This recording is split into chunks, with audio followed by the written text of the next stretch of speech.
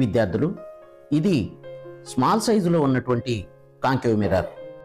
ఇది బిగ్ సైజులో ఉన్నటువంటి కాంకేవ్ మిర్రర్. ఇప్పుడు సన్ నుంచి వచ్చేటటువంటి రేస్ని దీని మీదకు ఫాలో అయ్యేటట్టు చూసి రిఫ్లెక్టెడ్ రేస్ని ఫోకల్ పాయింట్ మీద, అంటే న్యూస్ పేపర్ మీద దాని ఫోకల్ పాయింట్ దగ్గర కాన్సన్ట్రేట్ చేసేటటువంటి ప్రయోగాన్ని చేద్దామా?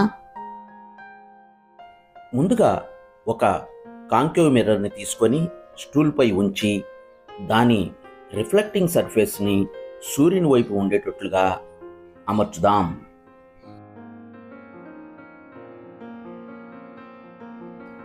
ఇప్పుడు సూర్యుని నుంచి వచ్చే సమాంతర కాంతి కిరణాలు భూమి మీదకి ప్రసారమై ఈ కాంకేవ్ మిర్రర్పై పతనము చెందుతాయి.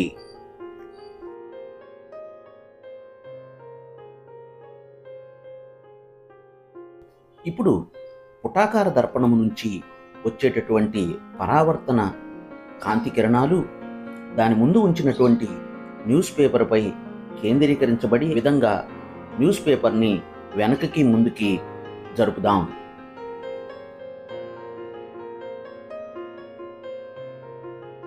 ఇచ్చట మనము గమనించినట్లయితే సూర్యుని నుంచి వచ్చే సమాంతర కాంతి కిరణాలు కాంకేవ్ మిర్రర్పై పతనము జరిగి పరావర్తనమైన కాంతి కిరణాలు న్యూస్ పేపర్పై నాభి వద్ద కేంద్రీకరించబడుతున్నట్లుగా మనము గమనించవచ్చు.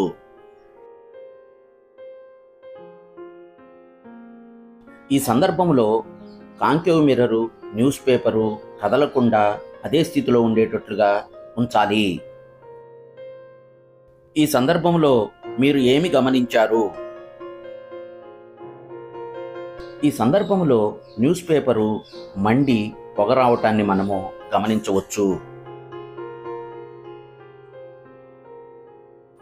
కొన్ని సందర్భాల్లో మంట కూడా రావటానికి అవకాశం ఉన్నది. కాగితము మండటానికి గల కారణాన్ని మీరు చెప్పగలరా? సూర్యుని నుంచి వచ్చేటటువంటి కాంతి కిరణాలన్నీ కాంకేవ్ మిర్రర్పై పడి అవన్నీ కూడా న్యూస్ పేపర్పై నాభి వద్ద కేంద్రీకరించడం వలన పేపరు కాలటానికి కారణమైనది.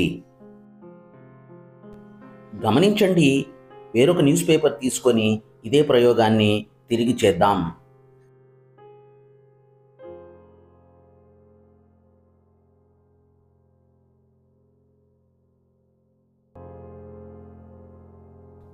ఈ ప్రయోగంలో నేరుగా సూర్యుడిని లేదా సూర్యకాంతి పరావర్తనాన్ని చెందే దర్పణంలోకి కూడా చూడకండి. ఇది మీ కళ్ళకు హాని కలిగించవచ్చు.